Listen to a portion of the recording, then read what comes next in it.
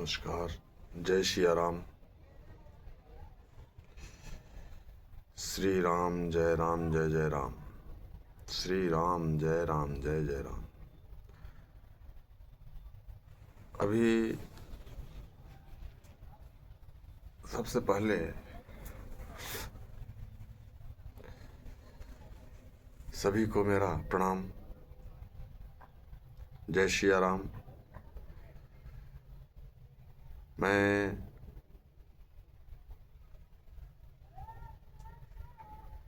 देख रहा हूँ कि आप लोग श्री रामचरितमानस को सुनना नहीं पसंद कर रहे हैं, क्योंकि लाइक सब्सक्राइब एवं व्यूज बहुत ज़्यादा नहीं आ रहे हैं। भगवान का नाम कानों तक जाना ही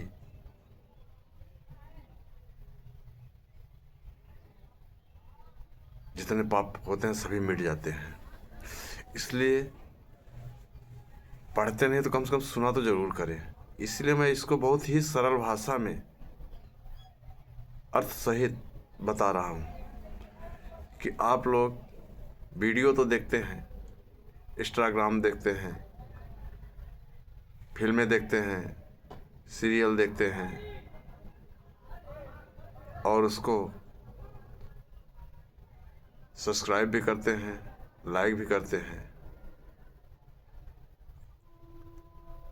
लेकिन उससे क्या भला होगा? जिससे भला होगा उसको आप लोग सुने। अभी मैं पिछले भाग में आप लोगों को बताया था कि कानों में अमृत के समान लगने वाले वचन सुनते ही उनका शरीर पुलकित और प्रफुल्लित हो गया। तब मनु जी दंडवत करके बोले, प्रेम हृदय में समाता न था। मनु जी पूरे पृथ्वी पर मात्र एक राजा थे, लेकिन उन्हें भी भगवान के भजन की आवश्यकता पड़ी। क्यों? क्योंकि वो जानते थे कि ये क्षणिक सुख मेरे दुख का कारण है, इसलिए मेरा पार तो ईश्वर से ही होगा, भगवान से ही होगा। इसलिए उन्होंने तपस्या में लीन हो गए। राजपाट अपने पुत्र उत्तानपाद को दिया और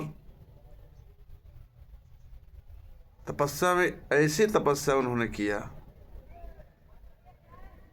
कि ब्रह्मा विष्णु महेश प्रकट हो गए, फिर भी अपनी तपस्या नहीं भंग किए।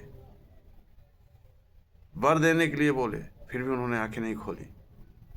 जब आकाशवाणी हुई तब उनके मन प्रफुल्लित, उनके कानों में आवाज गई और वो प्रफुल्लित हो गए। आगे कहते हैं, सुन सेवक सुर तरु सुर धेनु, विधि हरि हर वंदित पद रेणु। सेवत सुफल सेवत सुलभ, सकल सुखदायक, प्रणत पाल सचराचर नायक। हे प्रभु सुनिए, आप सेवकों के लिए कल्प वृक्ष और कामधेनु हैं। आपकी चरण रज की ब्रह्मा विष्णु और शिव जी भी वंदना करते हैं। आप सेवा करने में सुलभ हैं तथा सब सुखों को देने वाले हैं।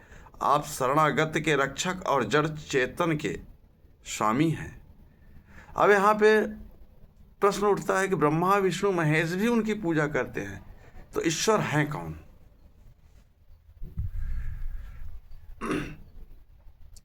जो अनाथ हित हम पर नेहूं, तब प्रसन्न हो यह वर देहूं। जो स्वरूप बस शिव मन माही, जय कारण मुनि जतन कराही। हे अनाथों का कल्याण करने वाले, यदि हम लोगों पर आपका स्नेह है तो प्रसन्न होकर यह वर दीजिए कि आपका जो स्वरूप शिव जी के मन में बसता है और जिसकी प्राप्ति के लिए मुनि लोग यत्न करते हैं, जो भुसुंडी मन मानस हंसा, सगुन अगुन जही निगम प्रशंसा। देखें हम स्वरूप भरी लोचन, कृपा करहु प्रण तारित मोचन। जो काग भुसुंडी के मन रूपी मान सरोवर में विहार करने वाला हंस है, सगुण और निर्गुण कहकर वेद जिसकी प्रशंसा करते हैं, हे शरणागत के दुख मिटाने वाले प्रभु, ऐसी कृपा कीजिए कि हम उसी रूप को नेत्र भर कर देखें। अब वो रूप कौन सा है जिसकी ब्रह्मा विष्णु महेश भी सेवा करते हैं और मनन करते हैं, अपने हृदय में बसाते हैं। अब देखिए वो रूप कौन सा है। दंपति बचन परम प्रिय लागे, मृदुल विनीत प्रेम रस पागे। भगत बछल प्रभु कृपा निधाना, विश्ववास प्रगटे भगवाना। प्रभु के वचन सुनकर दोनों हाथ जोड़कर धीरज,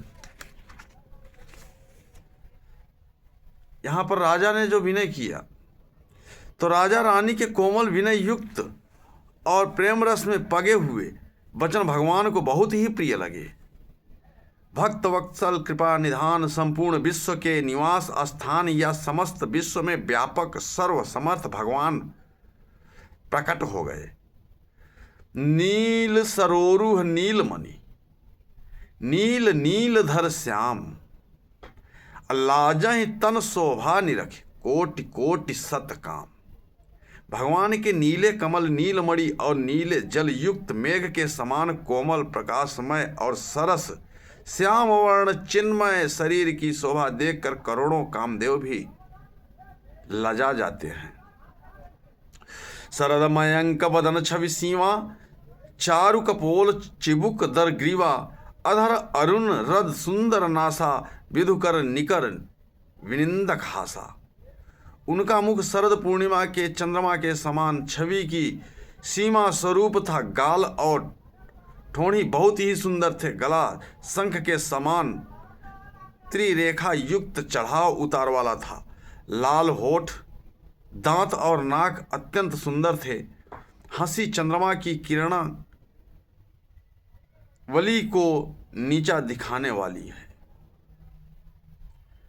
नव अंबुज अंबक छविनी की, चितवनी ललित भावती जी की। ब्रिकुटी मनोज चाप छविहारी, तिलक ललाट पटल दुतिकारी। नेत्रों की छवि नए खिले हुए कमल के समान बड़ी सुंदर थी। मनोहर चितवन जी को बहुत प्यारी लगती थी। टेढ़ी भौहें कामदेव के धनुष की शोभा को हरने वाली थी। ललाट पर प्रकाशमय तिलक था। कुंडल मकर मुकुट सिर भ्राजा, कुटिल केश जनु मधुप समाजा। उर्श्री वत्स रुचिर वनमाला, पदिक हार भूषण मनिजाला। कानों में मकराकृत मछली के आकार के कुंडल और सिर पर मुकुट सुशोभित था। टेढ़े घुंघराले काले बाल ऐसे सघन थे मानो भंवरों के झुंड हों। हृदय पर श्री वत्स सुंदर वनमाला, रत्न जटित हार और मणियों के आभूषण सुशोभित थे। के हरिकंधर चारु जनेऊ, बाहु विभूषण सुंदर तेऊ। करि कर सरिस सुभग भुजदंडा, कट निसंग कर सर कोदंडा। सिंह की सी गर्दन थी, सुंदर जनेऊ था। भुजाओं में जो गहने थे वे भी सुंदर थे। हाथी की सूंड के समान उतार चढ़ाव वाले सुंदर भुजदंड थे। कमर में तरकस और हाथ में बाण और धनुष शोभा पा रहे थे। तड़ित विनिंदक पीत पट, उदर रेख वरतीन। नाभि मनोहर लेति जनु, जमुन भंवर छवि छीनी। स्वर्ण वर्ण का प्रकाशमय पीतांबर बिजली को लजाने वाला था। पेट पर सुंदर 3 रेखाएं त्रिवली थीं। नाभि ऐसी मनोहर थी मानो यमुना जी के भंवरों की छवि को छीने लेती हो। पदराजीव वरनी नहीं जाही, मुनि मन मधुप बसही जनमाही। वाम भाग शोभति अनुकूला, आदि शक्ति छवि निधि जगमूला। जिनमें मुनियों के मन रूपी भंवरे बसते हैं, भगवान के उन चरण कमलों का तो वर्णन ही नहीं किया जा सकता। भगवान के बाएं भाग में सदा अनुकूल रहने वाली शोभा की राशि जगत की मूल कारण रूपा आदि शक्ति श्री जानकी जी सुशोभित हैं।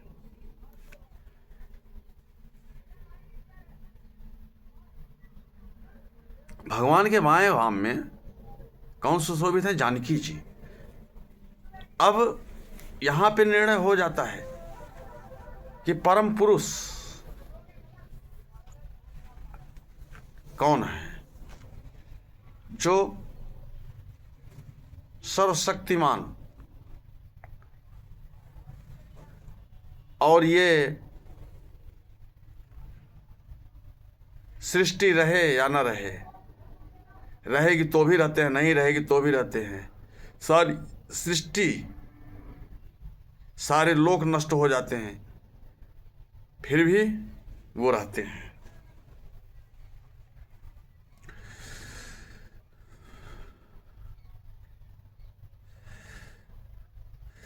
जासु अंश उपजहि गुण खानी, अगणित लक्ष्य उमा ब्रह्मानी, भ्रिकुट विलास जासु जग होई, राम वाम दिस सीता सोई।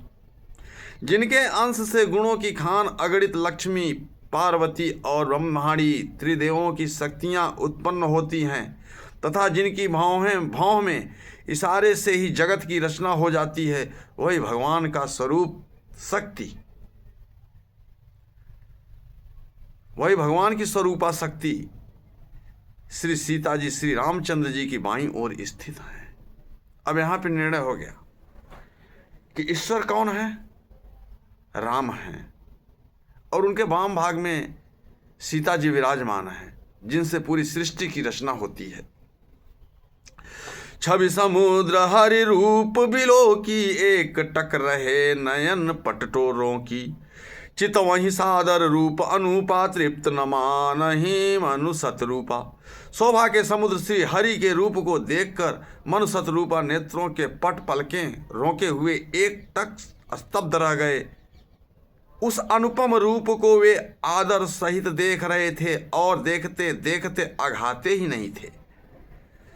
हरस विवश तन दशा भुलानी, परे दंड इव गही पद पानी, सिर पर से प्रभु निज कर कंजा, सुरत उठाए करुणा पुंजा।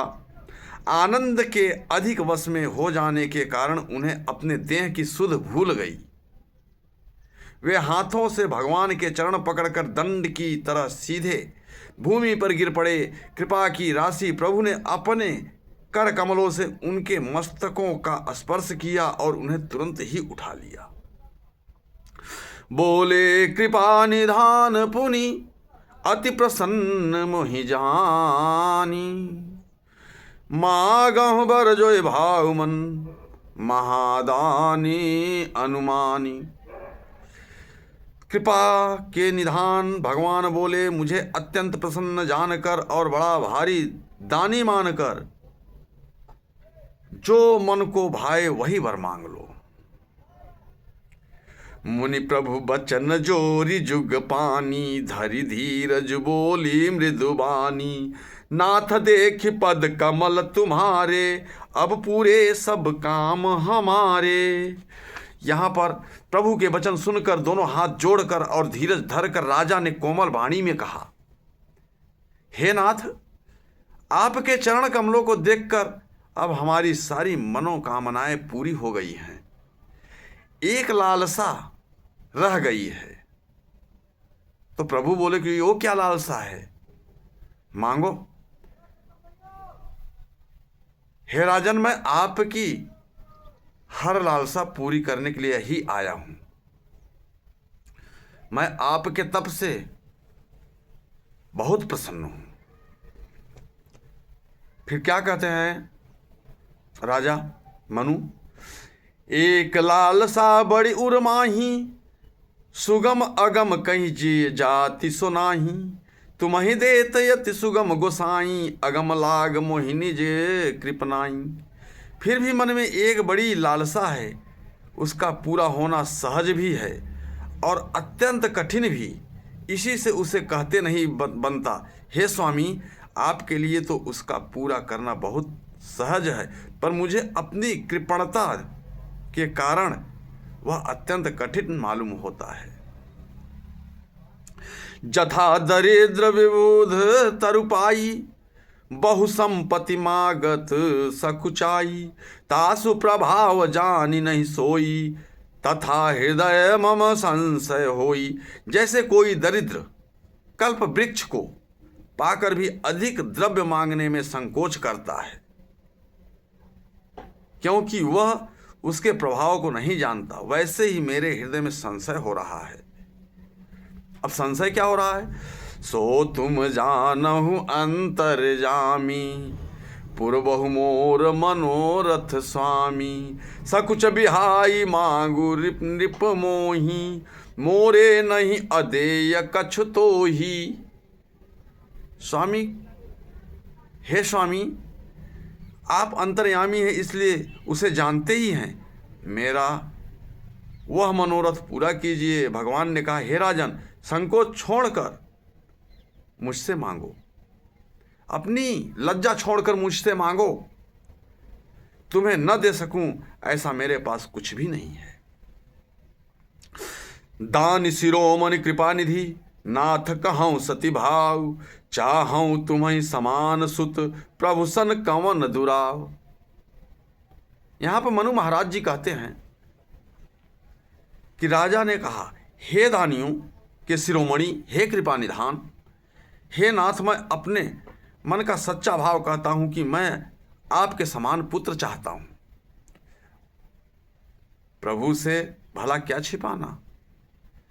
देख प्रीति सुनि बचन अमोले, एवं मस्तु करुणा निधि बोले, आप सरिस खोजो कह जाई, नृप तब तनय होब मैं आई। राजा की प्रीति देखकर और उनके अमूल्य वचन सुनकर करुणा निधान भगवान बोले, ऐसा ही हो हे राजन, मैं अपने समान दूसरा कहाँ जाकर खोजूं, अतः स्वयं ही आकर तुम्हारा पुत्र बनूंगा। भगवान बोलते हैं कि ऐसा मैं कहाँ खोजूं, मैं स्वयं आकर के तुम्हारा पुत्र ही बनूंगा। तो भगवान राम एक ही हैं, उनका रूप एक है। जब भी वो अवतरित होते हैं तो स्वयं आते हैं, वो अपना रूप किसी को देते नहीं हैं। इसलिए तुलसीदास जी भी लिखे हैं कि राम का रूप कैसे बखान करूं, राम का रूप राम जैसा ही है। सतरूप ही बिलो की कर जोरे, देवी मांग बरु जो रुचि तोरे, जो बरुनाथ चतुर नृप मांगा, सोई कृपाल मोह अति प्रिय लागा। सतरूपा जी को हाथ जोड़े देखकर भगवान ने कहा, हे देवी, तुम्हारी जो इच्छा हो सो वर मांग लो। सतरूपा ने कहा, हे नाथ, चतुर राजा ने जो वर मांगा, हे कृपालु, वह मुझे बहुत ही प्रिय लगा। प्रभु परंतु सुठी होती ठिठाई, प्रभु परंतु सुठी होती ढिठाई, जदपि भगत हित तुम ही सहाई, तुम ब्रह्मादि जनक जग स्वामी, ब्रह्म सकल उर अंतर जामी।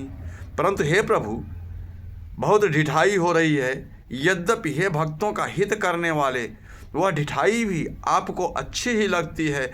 आप ब्रह्मा आदि के भी पिता, उत्पन्न करने वाले जगत के स्वामी और सबके हृदय में भीतर की जानने वाले ब्रह्म हैं। अस समुझत मन संशय होई, कहा जो प्रभु प्रमाण पुनि सोई, जे निज भगत नाथ तब आही, जो सुख पावहि जो गति लही। ऐसा समझने पर मन में संदेह होता है, फिर भी प्रभु ने जो कहा वही प्रमाण सत्य है। मैं तो यह वर मांगती हूँ, हे नाथ, आपने जो निज जन हैं, जो अलौकिक अखंड सुख पाते हैं और जिस परम गति को प्राप्त होते हैं, सोई सुख सोई गति सोई भगति, सोई निज चरण स्नेह, और सोई विवेक सोई रहनि प्रभु, हम ही कृपा करी देव।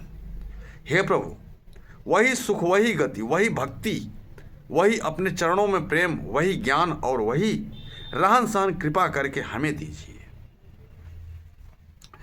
सुनि मृदु गूढ़ रुचिरवर रचना, कृपा सिंधु बोले मृदु बचना, जो कछु रुचि तुम्हारे मन माही, मैं सो दीन सब संशय नाही।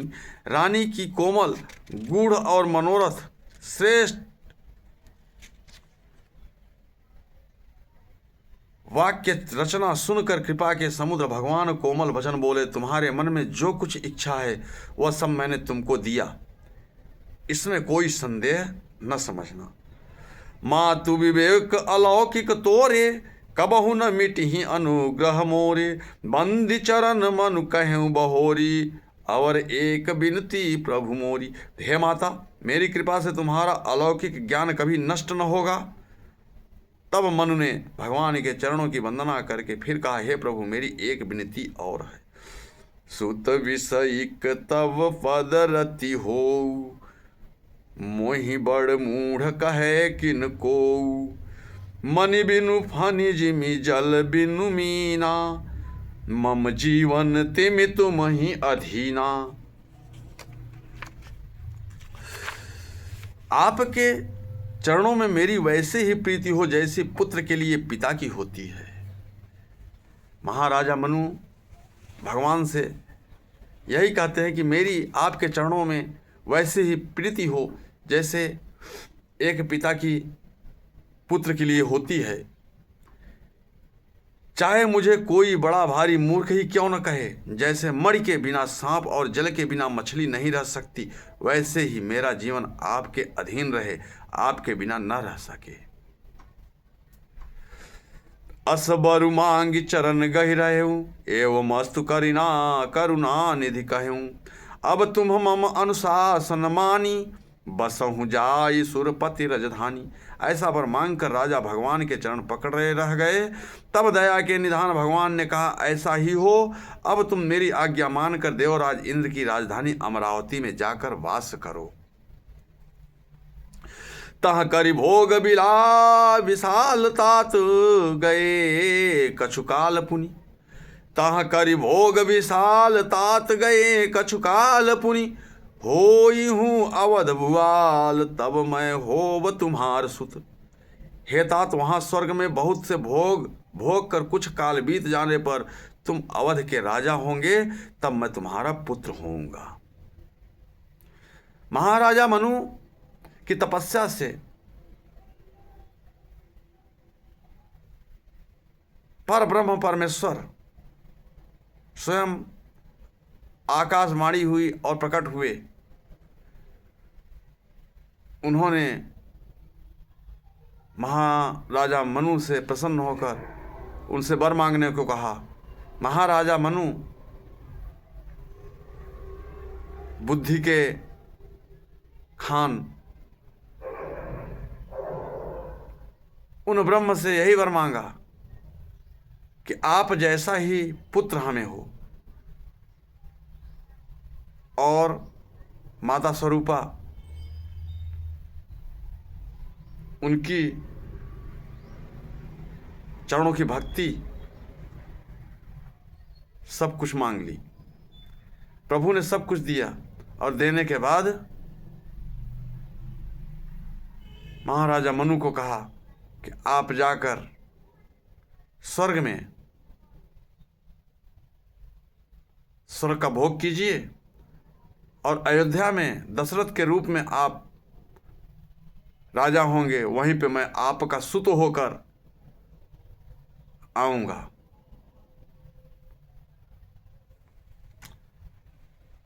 यहाँ तक आज का भाग मेरा खत्म होता है, पूर्ण होता है। मैं अगले भाग में इसके आगे की कहानी बताऊंगा। आप लोग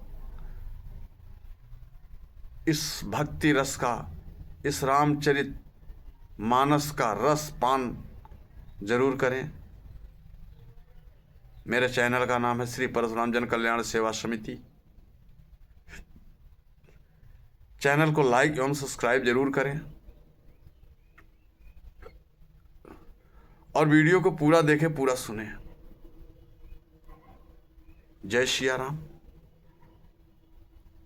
जय भोलेनाथ।